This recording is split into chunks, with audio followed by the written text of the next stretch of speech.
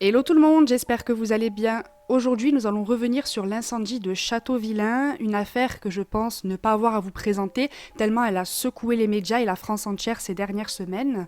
Alors ça ne sera pas une vidéo très longue, mais il y a eu tellement de rebondissements que j'ai trouvé intéressant d'en parler sur ma chaîne, et pourquoi pas après échanger avec vous dans la barre de commentaires. Alors avant d'aller plus loin, laissez-moi un petit pouce vers le haut, c'est bon pour le référencement et ça montre que vous m'encouragez. Abonnez-vous à ma chaîne si vous en avez envie, et on est parti.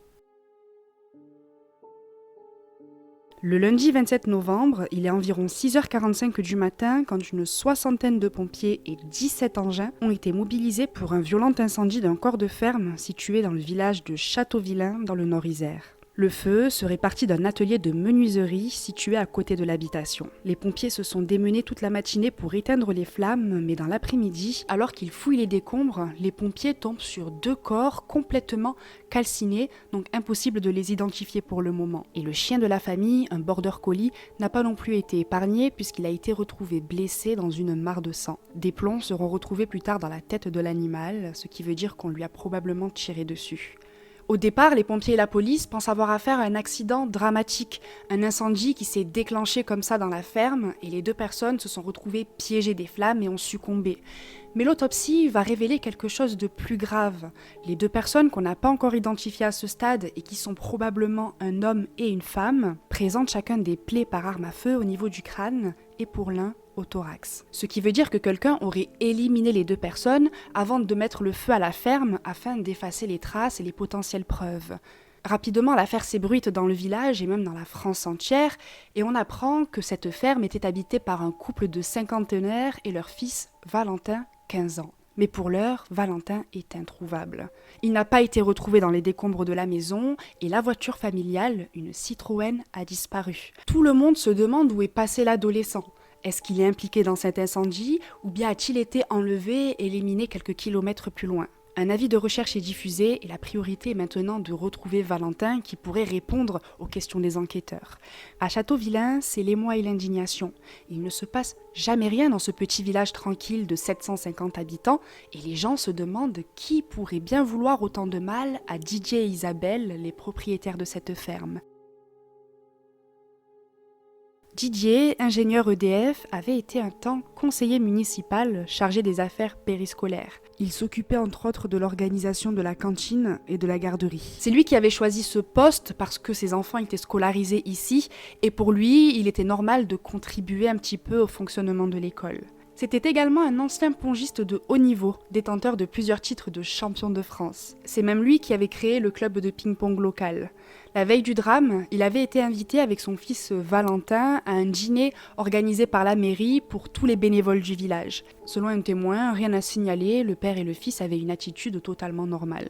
Isabelle Nurdin aussi avait une excellente réputation. Après des études d'ethnologie, elle s'est reconvertie dans l'artisanat et a ouvert sa propre entreprise de réfection de fauteuils et de chaises, baptisée SWAO peut-être, Déco. Elle travaillait tranquillement à domicile dans une aile de la ferme aménagée en atelier.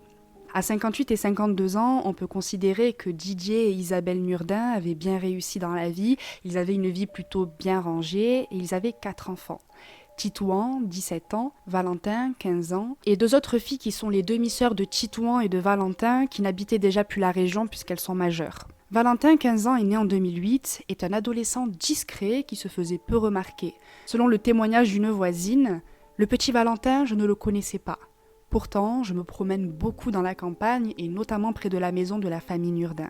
Un autre voisin d'ajouter, Valentin, on ne le voyait pas. Pourtant, les autres gamins du village sont tout le temps dehors. Je ne l'ai même pas reconnu sur l'avis de recherche. À l'unanimité, on décrit Valentin comme étant un adolescent très intelligent. Malheureusement, avec sa mère et Titouan, il semblerait qu'ils étaient atteints de la maladie de Lyme causée par une morsure de tique et cela les handicapait énormément. La maladie de Lyme est une maladie très fréquente en France qui est causée par une bactérie transmise à l'homme par piqûre de tique. Les symptômes sont entre autres des éruptions cutanées, des étourdissements, des maux de tête sévères, des douleurs fréquentes et migratoires dans les articulations, dans les os, dans les tendons, de l'arthrite au niveau des coudes, des genoux. Mais cette maladie, en plus d'avoir des symptômes physiques, agit également sur les capacités mentales parce qu'elle peut causer des pertes de mémoire et une incapacité de penser clairement. La maladie était tellement handicapante pour Valentin qu'il a été déscolarisé à l'âge de 9 ans, puis il a tenté une scolarisation normale au collège, il est rentré au collège comme tout le monde, mais malheureusement il a vite dû opter pour les cours à domicile tellement les douleurs étaient trop fortes. Didier et Isabelle sont un grand soutien pour leur fils, ils ne perdent pas espoir de lui trouver un traitement jusqu'à en chercher un à l'étranger. Mais malheureusement, on le sait tous maintenant, le lundi 27 novembre 2023, le couple a été abattu froidement, puis brûlé dans leur propre maison. Selon les premiers éléments de l'enquête, les victimes auraient été abattues avec une carabine appartenant à Didier, adepte du tir sportif. Les victimes ont reçu toutes les deux plusieurs balles. Les deux ont des plaies à la tête correspondant à des tirs presque à bout portant, et il semblerait qu'ils aient été tués tour à tour, d'abord Isabelle, puis Didier. Dès le départ, Titouan, le frère de 17 ans, est mis hors de cause puisqu'il était parti la veille, donc le dimanche soir, à Lyon, là où il fait ses études. Heureusement pour lui d'ailleurs, puisqu'on ne sait pas ce qui serait advenu de lui s'il était resté. Premier rebondissement quand on retrouve la Citroën Picasso de Didier accidentée dans la Drôme. Mais le véhicule était vide et Valentin reste introuvable. La cavale va durer 5 jours jusqu'à ce que les gendarmes ne mettent la main sur Valentin alors qu'il descendait tranquillement d'un bus à Montpellier. Emmené au poste de police, il va d'abord nier les faits, puis il finit par avouer. C'est bien lui le meurtrier. Et pour seule explication, il dira aux enquêteurs qu'il voulait recommencer sa vie, tout détruire pour mieux recommencer. À Châteauvillain, la sidération est totale. Bien sûr, il n'y avait que 2 possibilités. Soit Valentin était également une victime et a été abandonné quelque part, soit il avait quelque chose à voir avec ce meurtre atroce.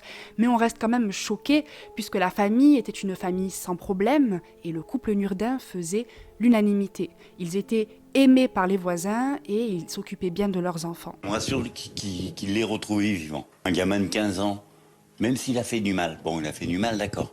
Allez, on va dire oui, c'est lui, ou je sais pas. Mais de le retrouver vivant, c'est quand même bien. Déjà pour lui, et puis après pour la suite des histoires, des affaires. Je pensais toujours à lui. Vous étiez inquiète ? Inquiète, ouais, quand même. Je me disais, mais oui, pourvu qu'il soit pas parti avec l'arme, qu'il refasse d'autres conneries ailleurs. C'est inconcevable. Notre fille a été à l'école primaire avec Valentin. C'était un gamin comme les autres. On n'a jamais rien remarqué d'anormal. Il a ensuite été déscolarisé au collège car il était atteint de la maladie de Lyme. Et c'est pour cette raison qu'il a commencé les cours par correspondance. Après, on a perdu le contact avec eux, s'exprimera une voisine. Claudie, une amie proche du couple, témoigne son incompréhension et sa tristesse au micro de France 3 et France Bleu. En parlant d'Isabelle, elle dit que c'était une belle personne qu'elle est fière d'avoir connue. Les 2 femmes s'étaient rencontrées en 2010 au lycée Aubry à Bourgoin-Jallieu où elles ont préparé toutes les deux un CAP de tapissier. À cette époque, elles étaient toutes deux en reconversion professionnelle. Et surtout, elles avaient toutes les deux le même âge au milieu de jeunes. Elles ont beaucoup ri ensemble et selon Claudie, c'était vraiment un coup de foudre amical. Elle savait que Valentin avait dû être déscolarisé à cause de sa maladie, mais pas de doute pour elle, Isabelle était bien derrière son fils et veillait sur ses études. 1 mois avant le drame, Isabelle et Didier se sont rendus chez Claudie et leur retrouvaille s'est passée comme si les 2 femmes s'étaient quittées hier. Selon elle, Isabelle et son mari étaient heureux et rien ne laissait présager un tel drame. Alors que beaucoup se demandent si la maladie de Valentin aurait pu jouer un rôle dans son passage à l'acte, Titouan, son grand frère, devrait être interrogé incessamment sous peu pour mettre un peu en lumière la personnalité de son frère. Valentin, lui, reste présumé innocent malgré ses aveux. Il devrait subir prochainement des examens psychiatriques. Il risque jusqu'à 20 ans de prison, une peine qui prend en compte son statut de mineur.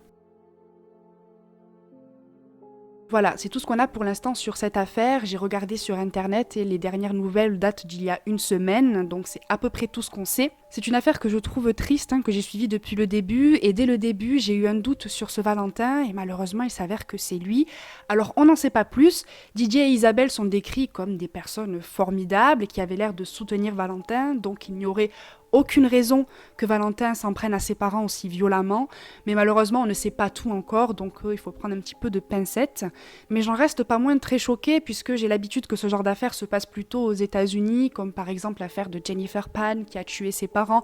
Enfin, j'ai vraiment pas l'habitude que ça se passe en France, quoi. Gros soutien à Titouan et à ses 2 demi-sœurs, ça doit pas être facile pour eux, surtout si Titouan était là la veille et qu'entre guillemets il aurait pu être une 3e victime de Valentin. Ça doit être difficile de perdre et ses parents et son frère. Je ne sais vraiment pas ce qui aurait pu pousser Valentin à commettre un acte aussi terrible.